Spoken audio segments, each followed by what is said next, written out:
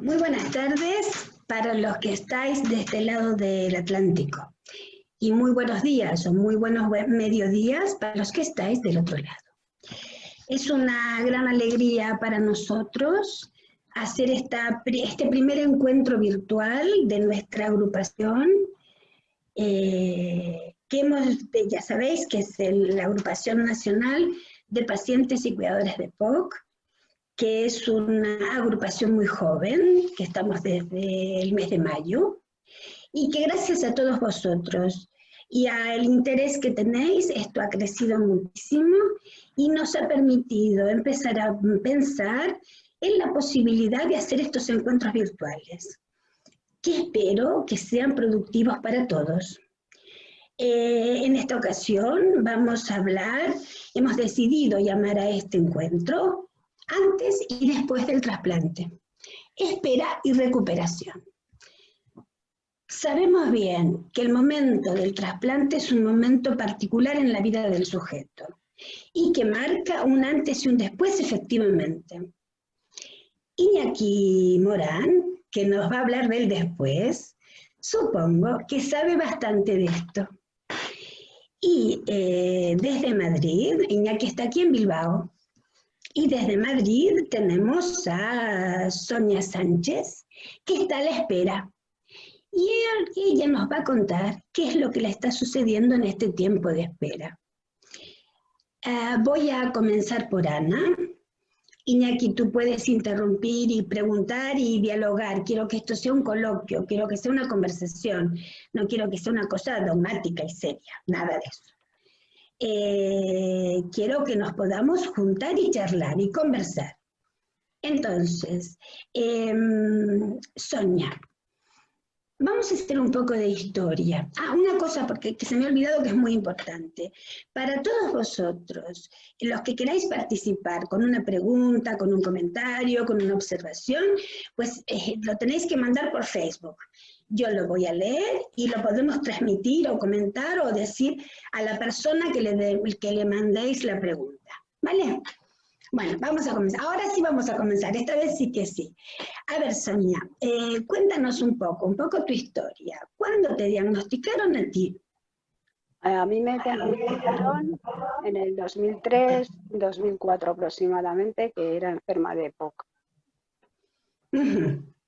¿Y qué pasó? Eras joven, eso me comentabas el otro día, que tenías unos 30 años. 38. 38, mira que te quité años. Sí, 38. Joven, de todas maneras, joven, sí. Y lo noté porque me asfixiaba, o sea, me cansaba mucho más que hacía como un par de meses o 6 meses antes. ¿Y qué pasó cuando te dijeron el POC?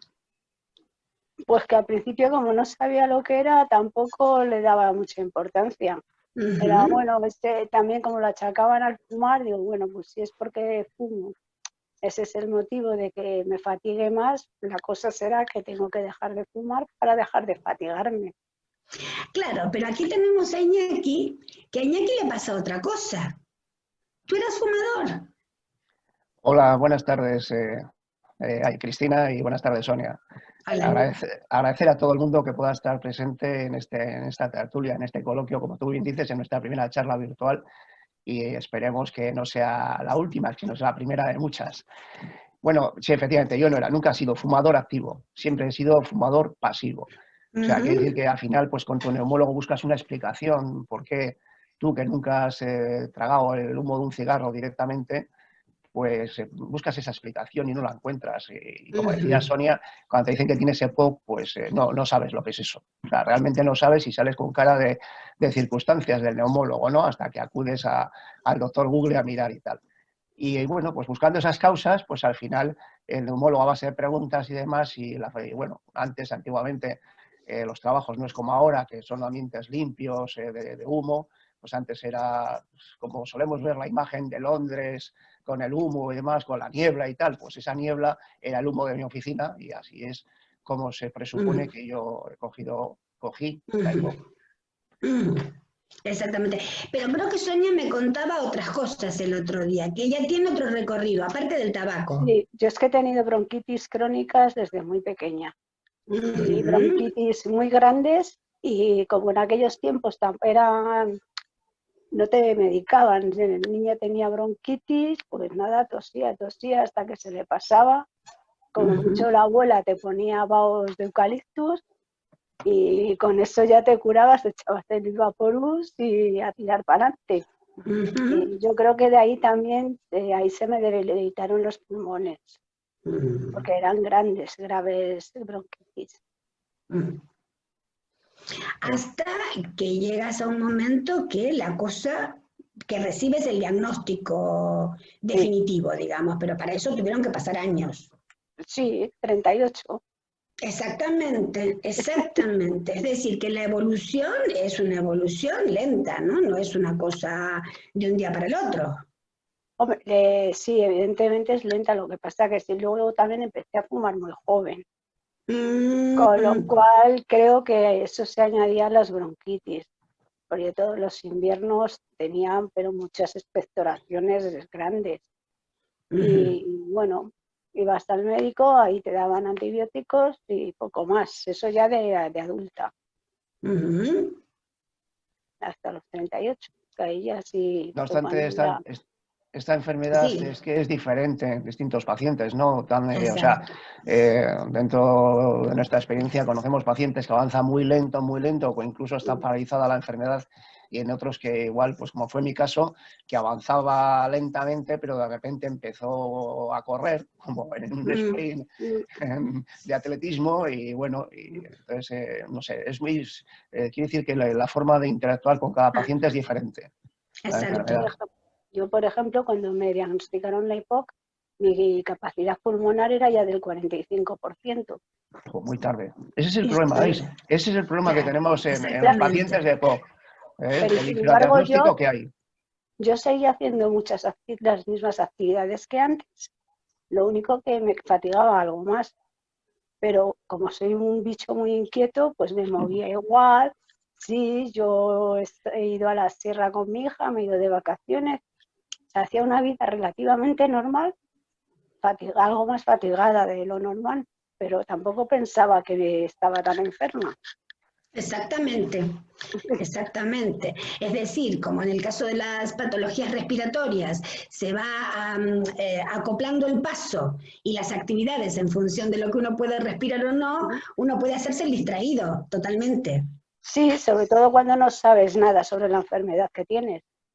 No, y Cuando no sabes que la tienes. No, y además hay una cosa que es interesante, no sé lo que opinas tú, Iñaki, pero yo creo que es interesante porque el acrónimo EPOC no está en lo social.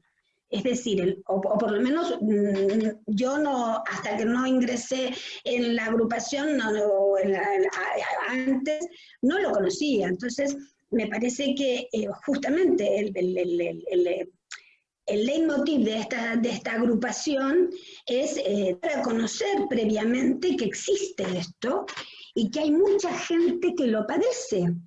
Me parece que este es un punto a destacar. Iñaki. Sí, por supuesto. Quiere decir que, como decíamos antes, el infradiagnóstico es muy elevado en la época, ¿no? Entonces, se habla de un 10% de los pacientes que no conocen, o sea, lo padecen y no conocen esa enfermedad. Antes hablábamos de síntomas, o como Sonia comentaba que ella se fatigaba un poquitín más, pero lo que intentas es buscar una explicación a todo, ¿no? Cuando no sabes lo que es, intentas buscar una explicación a todo.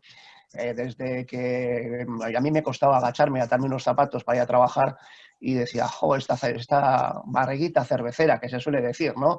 Y siempre buscas una explicación.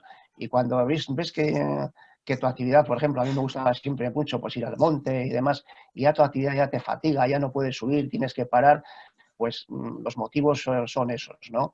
Y sí, por supuesto, lo que intentamos desde la agrupación, sobre todo, de momento, es intentar que el paciente, por lo menos, que conozca los síntomas en sí, la gente, pues para que de alguna forma pueda pensar que, ojalá no, pero pueda pensar que puede ser puede tener EPOC y acuda a su médico para que le haga la prueba. Porque es que encima, si la prueba de que es una simple espirometría, lo que vemos de soplar con un aparatito y que está la enfermera diciéndote sopla, sopla, sopla, sopla, es eso, es una prueba que lleva, no es invasiva, no es dolorosa, es económicamente muy barata, lleva 10 minutos hacerla o 15 y creo que conocerlo a tiempo es poner todos nosotros, que cada uno de nosotros, poner, digamos, las armas para que precisamente lo que hablamos antes, que esa EPOC se paralice, no avance, ¿no?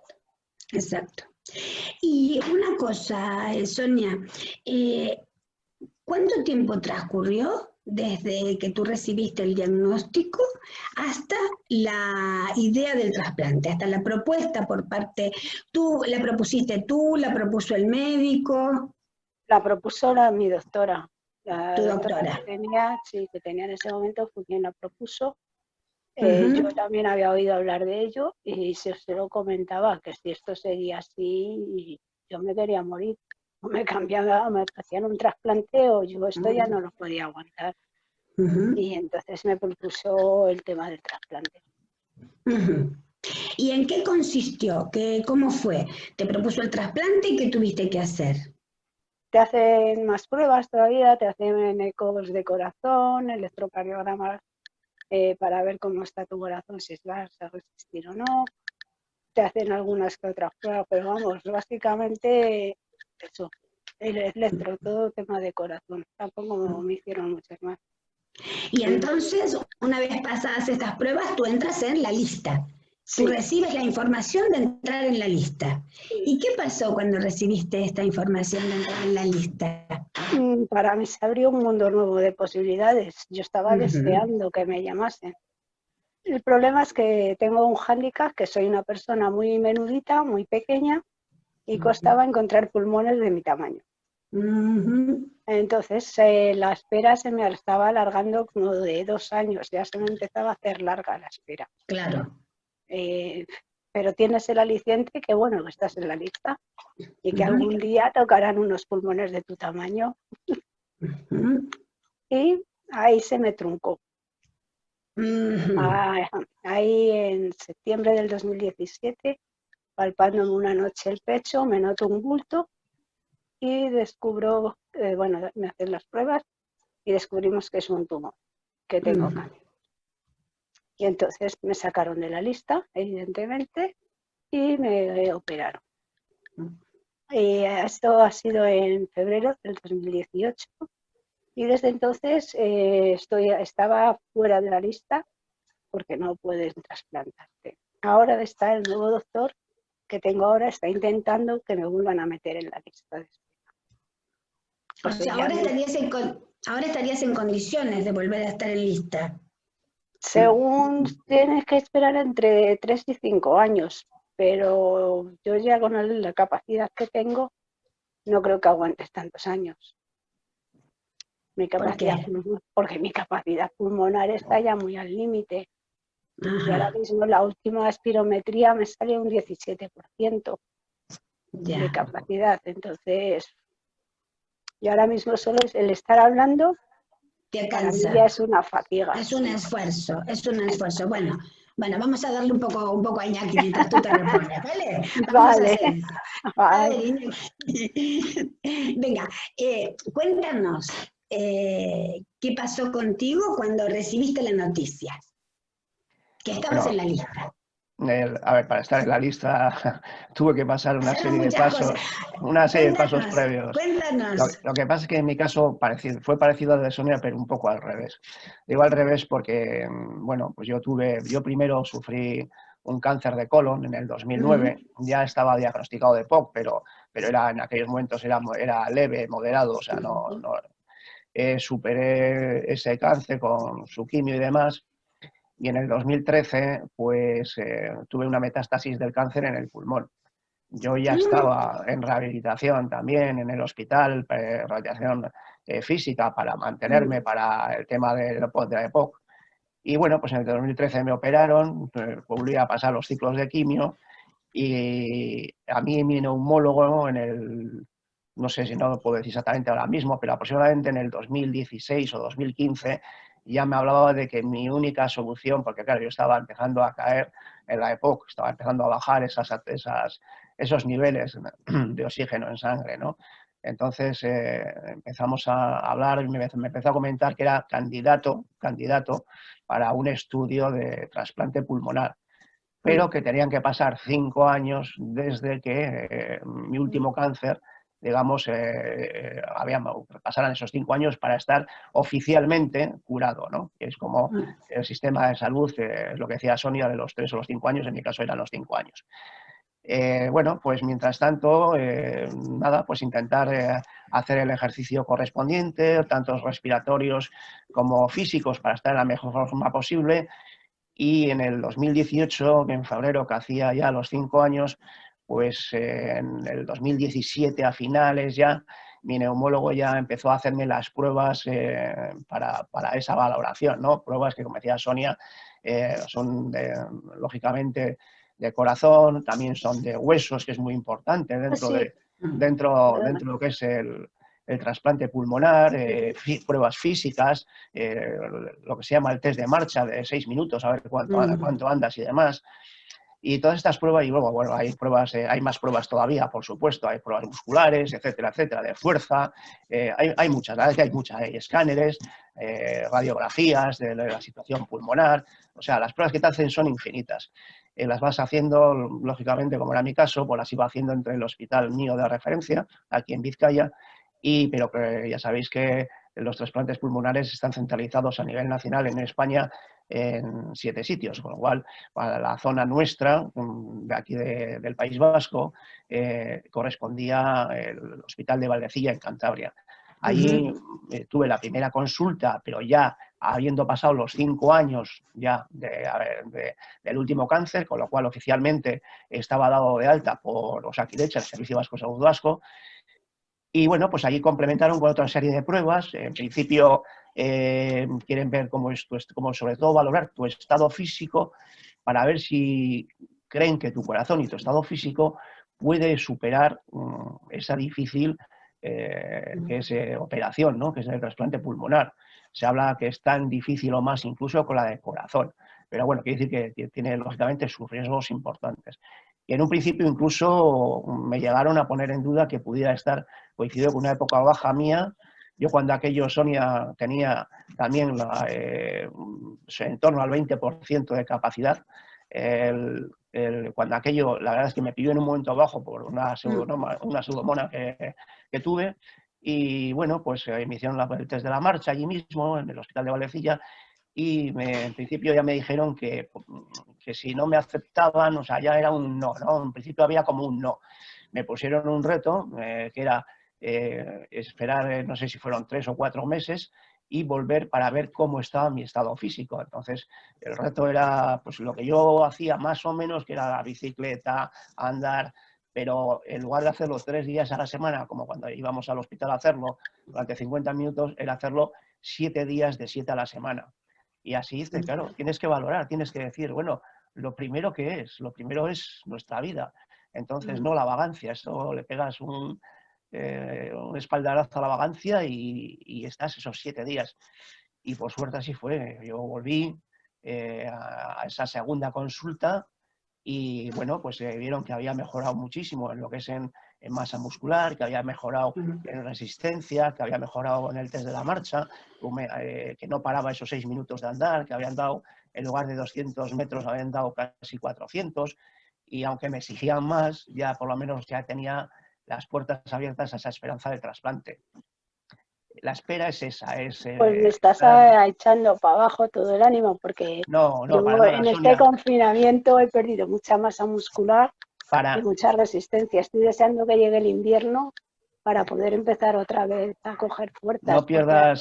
No pierdas esa esperanza, porque eso quiere decir que eso fue en el 2018, como te decía, ya una vez superado el cáncer, y estaba en un 20%, pero yo llegué al trasplante pulmonar con un 18 o 17%.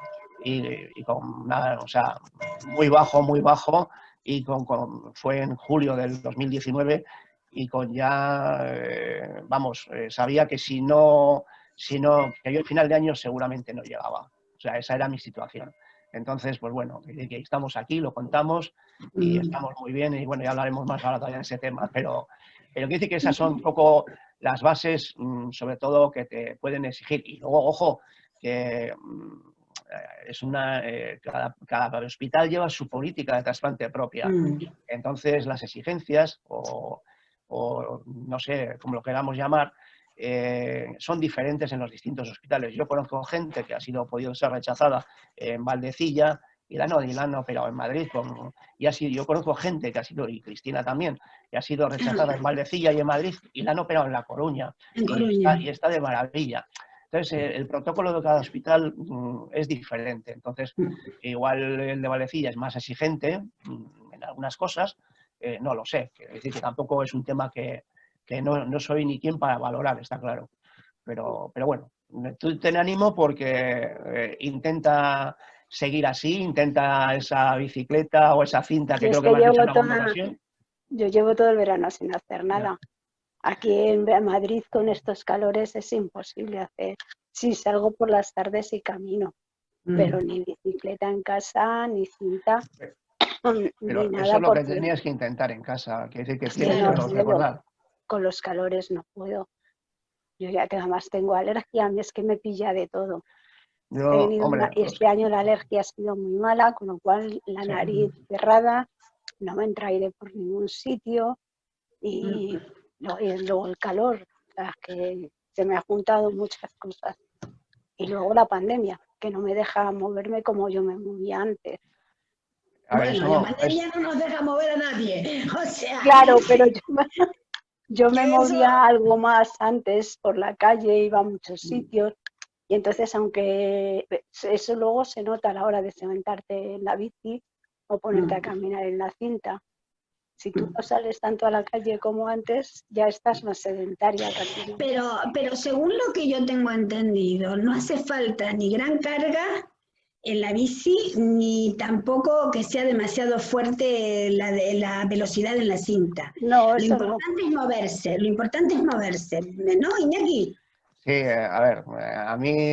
Digo, porque tú cuando iba a rehabilitación y tenía esos momentos malos, la enfermera que estaba con nosotros decía, aunque sea sin carga, o sea, simplemente mover los pedales sin ningún tipo de carga. Y poco a poco vuelves a ir ganando. Tienes razón, la pandemia y este aislamiento nos ha hecho... Fíjate que yo estoy trasplantado, que ya no necesito oxígeno, que andaba muy bien por la calle, que lo que era impensable hace unos cuantos meses, 12, 14 meses, ahora resulta que era andar, por ejemplo, pues no voy a decir una barbaridad, vamos a decir 400, 500 metros sin parar, cosa que no podíamos y que tú tampoco puedes. Eso no podíamos. Ahora andas o andabas tranquilamente 2 kilómetros, 3 kilómetros sin parar, a un ritmo normal, sin parar. Hoy en día tampoco lo puedo. ¿Por qué? Pues porque la inactividad y el estar encerrado en casa y todo esto, pues ha motivado que esa falta de ejercicio, cuando salgo, y esa falta de musculatura y esa falta de fuerza de las piernas, pues cuando salgo pues me cuesta mucho y me canso. Y encima añades un poquitín también la mascarilla, que también te ahoga un poquitín más. Pues bueno, que no es una disculpa, ¿eh? Lo de la mascarilla no creo que sea una disculpa, porque hay que ponérsela, hay que llevarla. Pero yo con el calor no puedo salir con mascarilla. No, es que no puedes. Ya. Yo o salía, Sonia, o salía a andar con esos días de calor a las 8 de la mañana, ¿vale? Claro. O si no, salía a las 10 de la noche. Normalmente salía a las 8 de la mañana, porque a mí no me cuesta madrugar. Sí me cuesta nada que estoy en mi casita, aquí en el sofá, que se ve aquí a la izquierda, sentadito y no sé qué, pues sí me cuesta mucho ya poder a la noche volver a salir, ¿no? Pero a las mañanas no, entonces, pues bueno, pues a las 8 de la mañana, que es cuando igual, insisto, salvando las diferencias de temperatura que puede haber de unas horas a otras, ¿no? Pero bueno, es cuando aprovechas para moverte, o debemos de aprovechar para movernos si podemos. Yo aprovecho por las noches. Bueno, cuando mejor nos vaya cada uno, eso está estupendo, claro. Estupendo. Es que yo pienso que hay que encontrar el momento y el momento de cada uno. El momento de cada uno en relación a la pandemia, porque es verdad que a todos nos ha tocado fundamentalmente, subjetivamente terrible. Y el momento de cada uno para la actividad física, para poder andar un poco. pero también entiendo que es un esfuerzo, ¿no? Es decir, que uno tiene que hacer un esfuerzo, ¿no? Uno tiene que, yo siempre digo, o sea, yo digo, mira, yo digo una cosa más sencillita, yo digo que hay que tirar de su propio, uno tiene que tirar de su propio carro. Claro. Entonces el movimiento es así, tú tiras de tu carro y ala, un pasito más. Entonces, me parece que lo de disciplina suena así como, a mí particularmente suena como más rimbombante, pero tirar de su propio carro es como de andar por casa, digamos, como de andar por casa. Entonces me parece que si nos quedamos con esta consigna, Iñaki, yo una cosa que te quiero preguntar, ¿qué pasó en ti la noche anterior al trasplante? Bueno, la noche, no hay noche anterior. ¿Qué le pasó por la cabeza? A ver, Cristina, no hay noche anterior, ya me acuerdo. No hay, en el trasplante no hay noche anterior, ¿no? O sea, quiero decir que no te llaman y te dicen, oye, pasado mañana tienes que venir. Es verdad, ¿no? ya me acuerdo, tienes razón. No, además acuérdate que teníamos una reunión de la Junta Directiva, efectivamente, de la asociación donde estábamos antes, y bueno, pues ese día era el 17 de julio, Sonia, hacía mucho calor, y sí, y bueno, pues ese estaba tranquilamente a las, no sé, 3:30 de la tarde sentado después de haber comido, habíamos comido pronto además y tal, estaba sentado y bueno, pues estaba con mi máquina de oxígeno, yo llevaba oxígeno 24 horas, llevaba estando en casa, lógicamente conectado todo el día y cuando salía a la calle salía con mi mochila, que eso es importante, dejadme que haga este inciso en el tema, y es que quien esté diagnosticado de 24 horas de oxígeno, cuando salga a la calle, que salga con la mochila. Es necesario que tus células del cuerpo mantengan el nivel de oxígeno mínimo para que no se dañen. Bueno, dicho esto, pues ese día a las 3:30 de la tarde te llaman, suena el teléfono y coges y te dicen, Iñaki, y sí, dice, llamamos de la Organización Nacional de Trasplantes en Valdecilla y tenemos unos pulmones para ti. No hay noche anterior, hay momento actual. Bueno, eso, momento anterior, exactamente. Hay el momento, sí, bueno, pues ahí te quedas bloqueado un poquitín, por lo menos en mi caso, hay gente que igual responde perfectamente y tal, yo me quedo un poco bloqueado y tal, y bueno, pues así, sí, y entonces ya te dicen lo que tienes que hacer, te van marcando las pautas, que llames a la ambulancia para que te lleven allí, claro, lógicamente en este caso nuestro encima es 1:15 de desplazamiento más o menos, y es mejor siempre en estos casos ir en ambulancia que no en coche particular, porque puede haber lo que a mí me pasó, un atasco, puede haber cualquier cosa y en un coche no puedes seguir, no puedes avanzar, mientras que en una ambulancia sí. Y es importante, porque hay un margen de tiempo entre que te llaman y que, hombre, por suerte ya no es como antes, se van ampliando esos márgenes de tiempo, hay mejores equipos para mantener esos pulmones vivos y demás, pero bueno, hay un margen mínimo porque luego también hay un protocolo que hacer no solamente contigo, que es el que en principio los pulmones son para ti, sino con otras 2 o 3 personas más que van también por si acaso, por algún motivo, tú no sirves o no sirven para ti esos pulmones o tú no sirves para ellos y tienen que pasarse esos a otros, no se van a perder, lógicamente. Entonces, pues bueno, pues ya te reaccionas, ya te han dicho lo que tienes que hacer. En mi caso, tuve que reaccionar un poco pinchado por la mujer también. Nada, ya llamé a la ambulancia, se presentó y ahí no piensas nada. O sea, como estás en actividad de prepara esto, lo otro, pues estás como un zombie, pero no estás pensando. Pero esa hora, sí, esa hora que vas en la ambulancia hasta el hospital, es una hora que tienes para pensar muchas cosas, ¿no? Eso que dicen que te pasa toda la vida por delante cuando estás en una situación tal, pues bueno, no digo que pase eso, pero sí piensas muchas cosas, piensas en lo que está detrás tuyo, en quiénes están detrás tuyo, etcétera, etcétera, ¿no? Y la pregunta sería, ¿y tienes miedo? Sí, claro que en ese momento tienes miedo, ¿no? Pero luego al final iba y digo, pero bueno, a ver, Iñaki, ¿miedo a qué? Miedo, o sea, miedo a una posibilidad de vivir como vivía antes, o no es más tener miedo a estar estos, no sé, 3, 4, 6, 8 meses que me puedan quedar malviviendo con una máquina sin poderme mover y demás. Entonces al final ese miedo se disipa, ¿no? Y lo único que vas es ya con ganas de que llegue. O sea, ese es el rato, esa es la noche que tú dices anterior, es esa hora y media que tengas de desplazamiento. Y yo debo decir que teníamos una reunión y que recibimos un WhatsApp. No voy a ir a la reunión, voy a Valdecilla. Y entonces, claro, al unísono todos, ¿te llamaron? Y nos dijo que sí, claro. Y entonces bueno, fue una alegría muy grande para todos. ¿Cómo lo vive la familia? ¿Cómo lo vivieron en tu casa? Pues nerviosos. Luego también depende un poquitín de la persona, cómo pueda llevar estos temas, ¿no? Yo, por ejemplo, aparentemente, aunque por dentro sufres, como sufre todo el mundo, aparentemente soy muy frío. Entonces, pues bueno, parece que coordinas un poco, parece que estás como más centrado en los temas, pero bueno, no es así. O sea, la familia lo lleva pues mal. Mis hijos en este caso, claro, es Valdecilla, se va a tu mujer y se va a quedar. Yo creo que es quien lo peor lo pasa, es quien te acompaña al hospital, ¿no? Porque ten en cuenta que son muchas horas de espera. La operación depende de si es un pulmón, si son dos, depende un poquitín de todos los estados, de cómo estés tú, etcétera, etcétera, ¿no? Y bueno, pues en mi caso nos tardaron aproximadamente por unas 8 horas de operación. Pero antes también tienes pues te hacen analítica cuando llegas para ver cómo estás, etcétera, etcétera, ¿no? Para ver si realmente estás en condiciones, que no haya ningún tipo de, no sé, de problemilla, digamos así, que en esos momentos no pueda ser trasplantado, ¿no? Una infección, cualquier cosa de estas. Y bueno, ahí yo creo que la familia, que en este caso la mujer o el acompañante que esté con la persona que vaya, es quien peor lo pasa. Peor lo pasa porque tú, al fin y al cabo, llega un momento que, aparte que te atienden maravillosamente bien, y ya cuando te dicen que sí, que estás apto, llevas para adentro, ya te has duchado, ya te han afeitado, te han rasado todo y tal. Y en esos momentos la gente es maravillosa, o sea, ahí no hay palabras para decir lo contrario. Y bueno, llegas al quirófano, todos son atenciones, te están agarrando las manos, no te da tiempo a pensar en nada, o sea, puedes estar nervioso, pero yo estaba relajado, iba tranquilo, ya mis miedos habían sido en esa hora de viaje, ¿no? Exacto, Y exacto. la mujer se queda sufriendo ahí porque no sabe nada. No sabe nada. Y es una hora, otra hora, otra hora, otra hora, otra hora. Son muchas horas. Tú, al fin y al cabo, estás dormido, no sabes nada.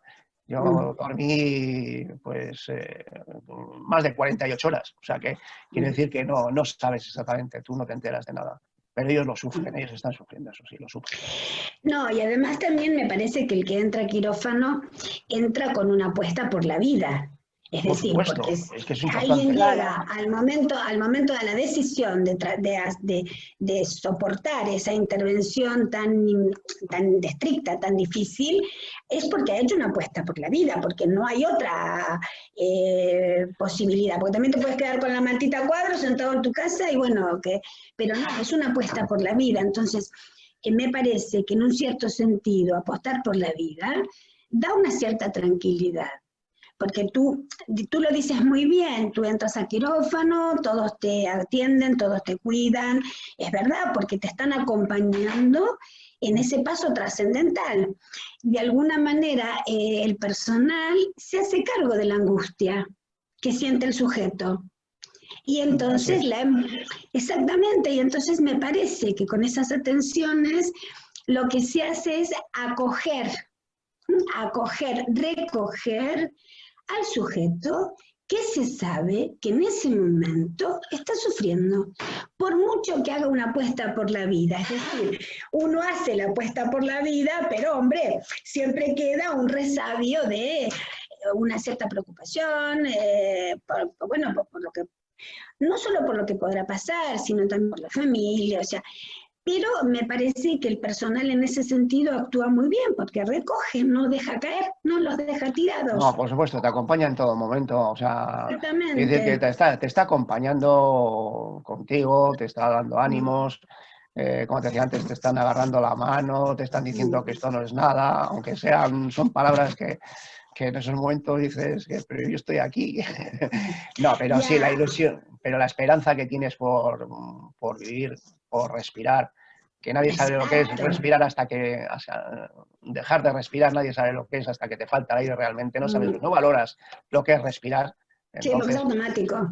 exactamente, es un proceso Es automático que todos automático. hacemos y tal, y no nos damos cuenta de ello, pero sí, cuando estás en esa situación, Sonia lo puede corroborar, la falta de aire, todo esto, pues te conlleva a tener necesidad y lógicamente, a esa esperanza, ¿no?, del trasplante. No me digas, Sonia, que esto no es un chute de energía y de alegría. No, pero eso yo lo tengo claro desde hace muchos años.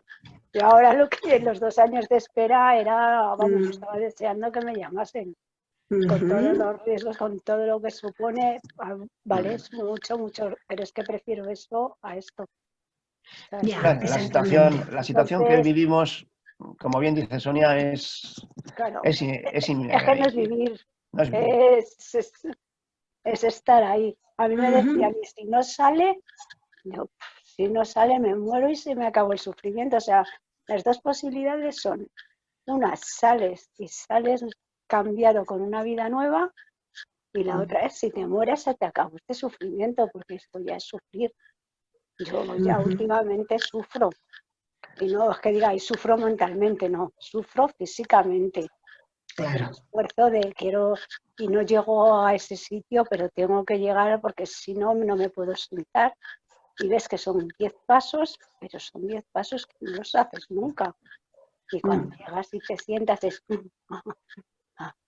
¿sabes? Exacto. Entonces, vamos, no hay punto de comparación. Y Que además que te, vivimos situaciones, a ver, antes hemos hablado de que sí, al agacharte, para atarte, pero llega un momento que eso no es nada. Quiere decir que siendo realistas, a mí me tenían que duchar, me tenían que secar las piernas, me tenían que hacer todo, absolutamente todo. yo Quiere todavía no he decir que llegado a eso porque no hay nadie que me lo haga en casa. entonces Porque tienes que me toca. adaptarte, está claro. Yo tenía Pero un pelazo, pero por ejemplo el pelo yo hace 2 años ya me lo tuve que cortar, porque para mí el pelo largo en la ducha eran incompatibles. Entonces decides, ¿Y tú te puedes duchar sola, Sonia? bueno, tiene sus lo trucos, hago, tendrá ya. lo hago. Me compré una silla para meter dentro y no cabe. Ah, Entonces los pies me los lavo con toallitas muchas veces. ya. Claro, Bueno, inventar, inventar. en Vas invierno cogiendo trucos. peor, Esta final lo claro. que tienes que nos va enseñando trucos, nos va enseñando trucos Claro, para En, subsistir, para avanzar. sí, es así, es así. en verano es mucho mejor, porque al hacer más calor es como que te relajas y sabes que tienes más tiempo para estar en la ducha sin constiparte. Porque Ah, esa es claro. otra, claro, no puedes estar ahí mucho tiempo y correr el riesgo de constiparte. Es todo eso. Ya. A veces es placentera, Efectivamente, eso es. a veces no. Sí, lo que pasa es que en cada ocasión me parece que uno se enfrenta todos los días a la invención. Todos Sí, los días hay que continuamente. inventar, exactamente, hay que inventar algo nuevo para hacer, para poder cargar con este síntoma que acompaña, ¿no? Exacto. Iñaki, ¿y qué pasó cuando te quitaron porque al principio tienes oxígeno cuando te trasplantan, ¿no? Sí, bueno, es una situación que te hace llorar. O sea, estás, Claro. bueno, yo he oído casos que han comentado, de hecho, hoy iba a estar con nosotros Ana, que es aparte de estar con nosotros en la agrupación, en la Junta de Administración, pues es una persona trasplantada también y ella comentó en muchas ocasiones que le quitaron el oxígeno en la UCI. Bueno, a mí, yo hablo de mi caso. Yo estuve en la UCI, me desperté, yo ingresé un miércoles a la tarde-noche, me operaron entre el miércoles y el jueves, y el viernes ya me desperté en la UCI, me tuvieron sedado, etcétera, y el viernes me despertaron, ¿no? Y el lunes pues subí a habitación. Entonces, cuando subí a habitación, yo iba con mis gafitas de oxígeno y con mi oxígeno, y estaba en la cama, y claro, cuando acabas de entrar, pues entran las enfermeras, etcétera, etcétera, y entra el médico. Eh, una persona impresionante, y perdonar, voy a decir su nombre, don Víctor Mora, que algún día espero poderle dar las gracias otra vez. Bueno, pues te mira y te dice, bueno, tú estas gafas ya no necesitas. Y te quedas así. ¿Yo? Entonces te las quita y ¿Y te respiras parece? y, y te das cuenta que respiras por la nariz y dices, no puede ser. No, y te están mirando la saturación y estás saturando, cuando yo estaba con oxígeno, saturando 93, 94, 95 en los mejores casos y demás, con oxígeno, insisto. Y resulta que sin oxígeno estás saturando a 99, a 100, a 98. Dices, se me caían las lágrimas, estaba en la cama, pero me corrían las lágrimas por el rostro, por la cara. Te das cuenta de que qué sensación, ¿verdad? Lo que decía antes, el respirar, el decir, jo, es que puedo respirar. Esa sensación volvió, o volverá Sonia también, y la verdad, y a todo el que le trasplanten, que lógicamente, pues por desgracia, no todo el mundo puede ser trasplantado por los distintos, imagino que patologías dentro de su propia enfermedad, hay muchos condicionantes, pero esa sensación la recuperas y luego la volví a recuperar unos días más tarde también en la calle, cuando sales por primera vez, ¿no? Pero sí es una sensación que dices, bueno, parece vivo, estoy vivo. O sea, ahí pues cuando yo creo que sí te das cuenta de que estás vivo, ¿no? Y dices, bueno, ya pudo valerme, parece que en principio por mí mismo, aunque estás hecho un cuadro en la cama, pero bueno, eso es importante.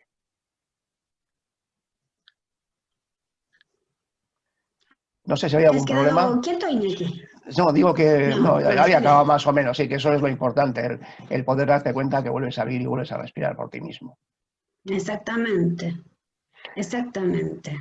Y luego empieza la recuperación, ¿no? Que eso también es lo que hablábamos en un poco desde el título de esta charla, ¿no? El antes y el después del trasplante, la espera y la recuperación, ¿no?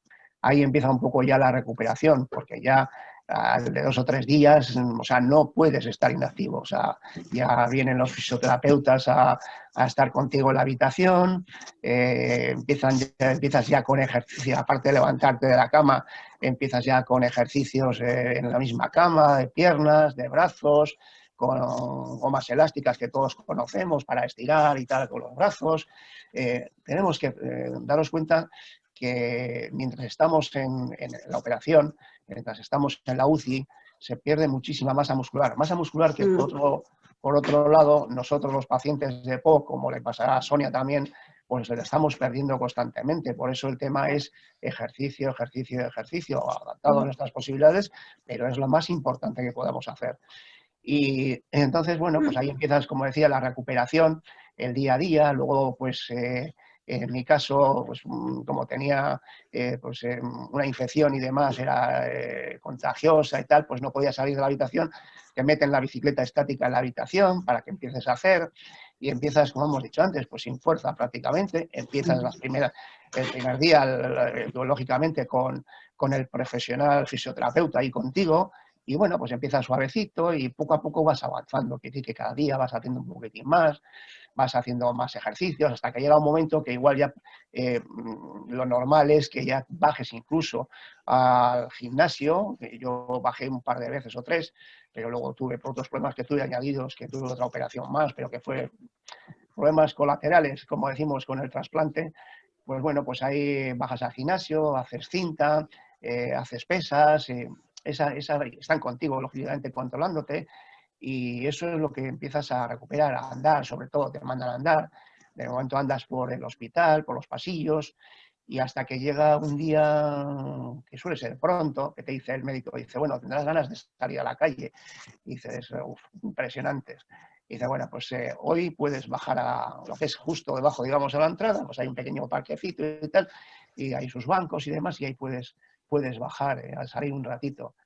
Y bueno, pues ese día, esa tarde, yo salí, me acuerdo, íbamos mi mujer y yo, iba agarrado porque me caía, no tenía fuerzas en las piernas, parando cada poco y eso y tal. Y bueno, sales, se abre la puerta y además coincidía que era un día con bastante aire, bastante viento. Te sientas ahí en un banco delante de lo que es el hospital y levantabas la cabeza y te pegaba el aire en la cara. Y notabas esa sensación de que el aire al respirar por la nariz te entraba profundamente. Y ahí fue el segundo día que lloré. Ahí también. Las lágrimas se te caían al darte cuenta que esa sensación estaba ya olvidada, que no sabías lo que era. ¿Cuántos años de oxígeno, Iñaki? A ver, yo empecé por 16 horas de oxígeno, que era al día, que era en casa, el concentrador de oxígeno. Sí. Y luego tuve, pues no sé, no te podría decir ahora exactamente, pero más o menos unos 5 años aproximadamente. Claro. desde el... Eso es. Efectivamente. Claro, 5 años. 5 Bueno, años mira, exactamente 5 años, porque la primera que me pusieron oxígeno, no me acuerdo, yo en el 2013, perdón, en el 2012, 6 años. En el 2012 entré por una neumonía en el hospital y el médico que me atendió, un médico especialista en asma y demás, sensacional, me puso oxígeno al salir del hospital 16 horas. Luego lo que pasa es que mi neumólogo, ya una vez que cuando tuve cita con él, un par de meses más tarde, ya me lo quitó porque entendía que no lo necesitaba en esos momentos, pero pues eso, en total del oxígeno entre 5 y 6 años. Desde que empiezas con unas horas hasta que acabas con las 24 horas. Exacto. Y cuando empiezas con un concentrador y terminas con el oxígeno líquido.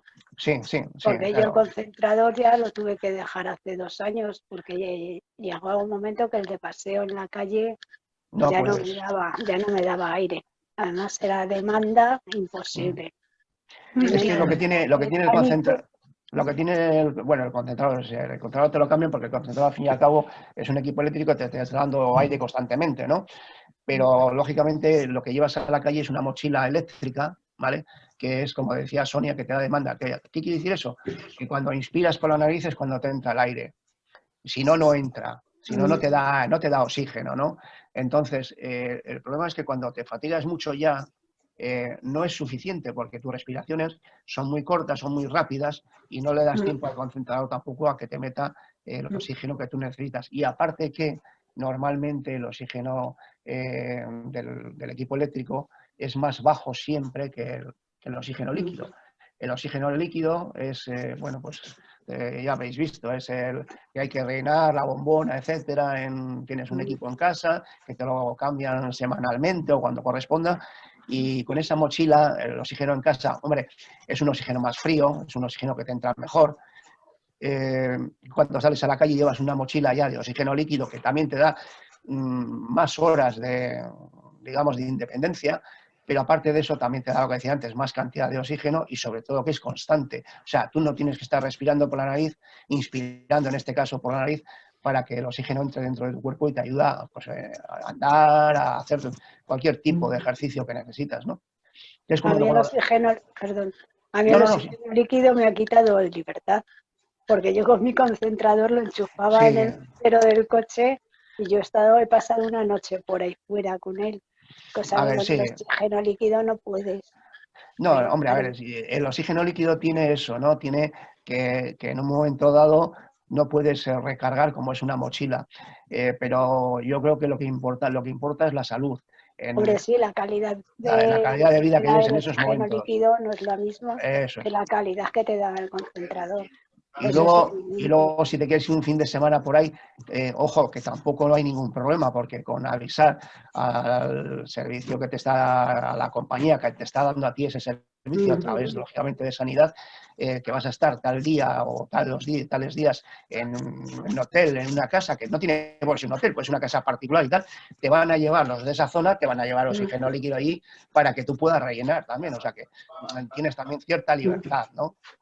Hombre, si quieres, dices, no, es que me voy, no sé, pues a donde mi madre, o me voy a donde mi hija, o me voy, pues no, claro, lógicamente ahí no tienes esa claro, yo antes salía a casa de los amigos a dormir a veces, que te vas una noche y te quedas ahí a dormir y esas cosas ya no, la misma ciudad, tuve que dejar de hacerlas, claro. Pero bueno, al fin y al cabo... Te apañas, te vas acostumbrando a esas cosas. Sí, lo que importa al final es eso, ¿no? Es nuestra calidad de vida. Entonces, esos momentos son buenos porque, a ver, no hemos comentado, pero lógicamente la EPOC es una enfermedad que digamos que te aísla, ¿no? Tanto primero físicamente, porque te aísla físicamente, pero también socialmente, ¿no? Que es lo que decías tú, Sonia. Te aísla socialmente porque no te permite, llega un momento, no te permite esa libertad de poder estar en un sitio con alguien, con los amigos o lo que sea. Entonces, yo llevo sin verlos desde antes de Navidades. Coño, perdón, que se muevan ellos. Que se muevan ellos, que pueden. Que vayan ellos a dormir a tu casa ahora. No, hacerte compañía. En mi casa no se puede. No, pero de todas formas, mira, hemos pasado por la pandemia, ¿eh? O sea, que esto de dormir ahora no se puede. No, pero que ellos se siguen reuniendo en bares y yo estas Navidades, incluso antes de la pandemia, yo ya no bajaba. Porque ellos cuando bajan es a partir de unas horas de la noche. Claro. Yo a estas horas ya me estoy viniendo para casa porque yo ya no llevo el ritmo que llevan ellos. Hombre, claro. Entonces, sí, a los aperitivos sí, y todavía seguía yendo. Las salidas nocturnas las tuve que dejar. Iñaki, y me dicen que hay preguntas y comentarios, ¿eh? Vale, o sea que, perfecto. no, di lo que tienes que decir. No, Pasamos. no iba a decir, No quiero interrumpiros. iba a decir simplemente que en el tema hay gente que me han comentado a través del foro y demás, pues que incluso se han comprado un aparato eléctrico, ¿vale? Aparte de tener el oxígeno que les da, digamos, sanidad, se ha comprado un aparato eléctrico, un equipo eléctrico, que no sé lo que cuestan, ¿eh? Eso ya es, claro, lógicamente, tema de cada persona y de sus posibilidades, ¿no? Que lo llevan como complemento porque en estos casos, como dices tú, pues les va muy bien. O sea, estás en un bar, que estás sentado, que en eso, tienes la máquina, la estás recargando, que se puede cargar en un enchufe y la tienes siempre constante, ¿no? Entonces, pues bueno, estás en una casa, se la puedes enchufar a corriente, etcétera, etcétera. Yo Pero tengo bueno, eso, dos claro, mochilas de oxígeno, lo que pasa es que yo no puedo con ellas. Ya es una y la llevo en el carrito, si tuviese que llevarlas dobles. Si tuviese una pareja, sí, porque me la llevaría la pareja, pero no puedo llevarlas. Eso hay que poner en campaña, ¿eh? No te creas. Tú te pones en campaña porque eso no es tan complicado. Bueno, si te parece, vamos a esas preguntas, porque no nos queda mucho tiempo. Sí, venga. Digo, Cristina, si te parece, vamos. Sí, los 10 minutitos últimos vamos a hacer las preguntas. Muy a bien. ver, Venga. Espera, me las tiene que mandar. Bueno, yo si te parece la estoy leyendo, igual es que... vaya, se me ha ido. Sí, yo la he leído, que cuál es el tiempo de espera. Dice, ¿Cuál sí, era el tiempo de espera, no? Dice, cuando finalices, vale, sí. ¿Cuál es el tiempo medio? ¿La estás viendo ya? Pues venga, adelante. Sí, ya está. ¿Cuál es el tiempo medio de lista de espera? ¿Depende de los hospitales de referencia o es una ¿Cuál es el tiempo medio? No hay. A ver, depende mucho del momento y la situación. Yo cuando entré en lista de espera, lo normal era 8 o 10, un año, o sea, 8 o 10 meses, un año y tal, pero también depende un poco de la situación, entiendo yo, de cada persona. A mí me llamaron al de 4 meses me llamaron, 4 meses exactos. Y yo, sin embargo, estuve 2 años y no me llamaron. Claro, porque también depende de la, tú lo decías, Sonia, depende de la constitución de cada sujeto. Y entonces, claro, a lo mejor, porque los pulmones tienen que entrar en un cuerpo y no se pueden acuchurrar así para que entren, ¿no? Entonces, bueno, hasta que llega el momento de que el pulmón tenga la medida. Exactamente. Y luego, como dijo Iñaki, que llaman a 2 o 3 personas, porque a lo mejor lo que ha llegado no es compatible con uno, es compatible con el vecino de habitación. Entonces, yo he escuchado una chica que llevaba 2 meses en lista de espera y la llamaron. Lo que pasa es que luego no fue para ella los pulmones, pero todo exactamente, más. efectivamente. Puede ser. En esa misma pregunta, perdona Cristina, en esa misma pregunta, que igual tú no lo has visto, pone si es una lista única nacional. No hay una lista única nacional. Eso no lo vi. Vale, contesto. La lista es por hospitales. Si hay una lista, digamos que si hay una urgencia nacional, entonces tiene prioridad sobre todas las listas. Quiere decir que si hay un caso muy grave que es de vida o muerte, por decirlo así, como no sé cómo lo protocolan ellos, exactamente, dentro de España tendrá prioridad absoluta en el punto sea donde esté. O sea, quiere decir que puede ser, un donante en Cádiz, para decir así, y un receptor en Bilbao, en Santander, que es de punta a punta del país, ¿no? Y tendría prioridad. Pero, o sea, cada hospital de trasplantes tiene su propia lista de espera. Otra pregunta. ¿La pandemia está influyendo en las valoraciones o lista de espera?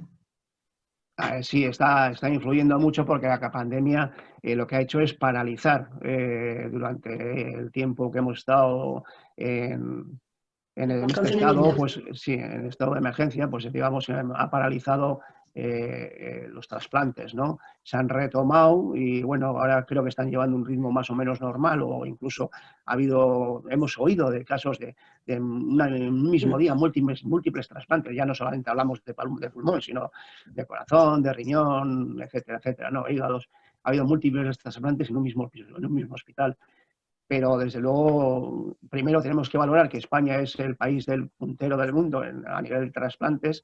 Funciona muy bien la Organización Nacional del Trasplante en España y de hecho es creo que un poco la copia que muchos países quieren llevar sí, exactamente.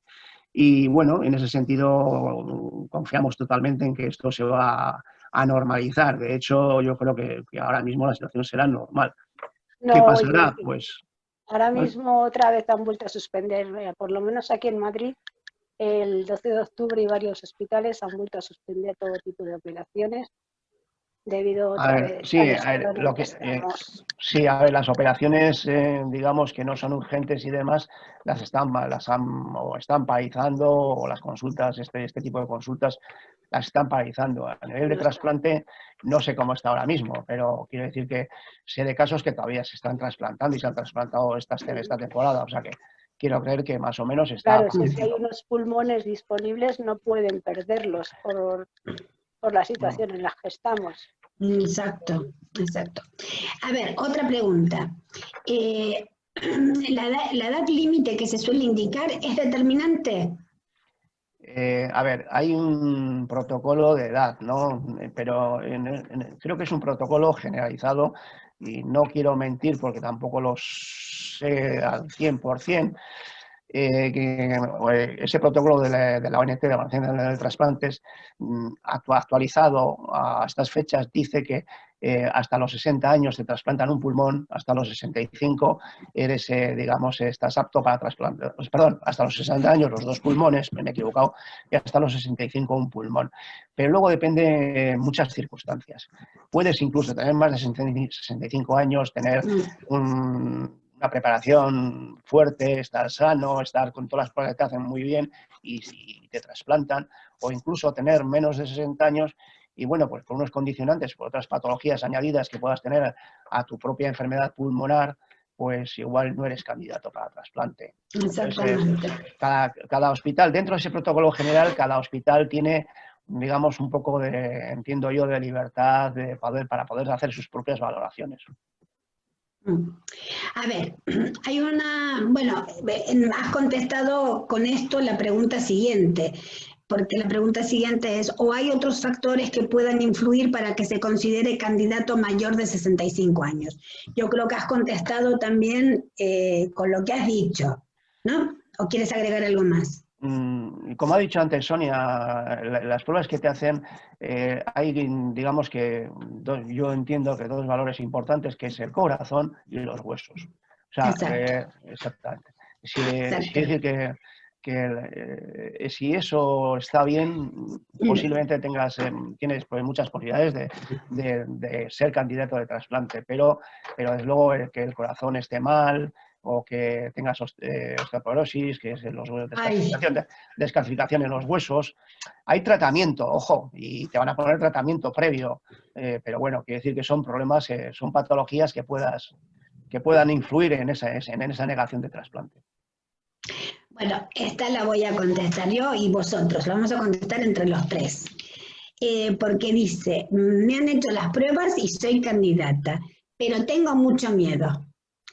Y entonces, claro, ¿qué podéis decirle? Nos pone Marcinio. ¿Qué le podemos decir? A ver, ¿qué le podemos decir Ya por ello. de vuestra experiencia? A ver, Sonia. Adelante ya por ello. Cuando la llamen, pero vamos, ni hacer la maleta. La maleta la tienes que tener preparada.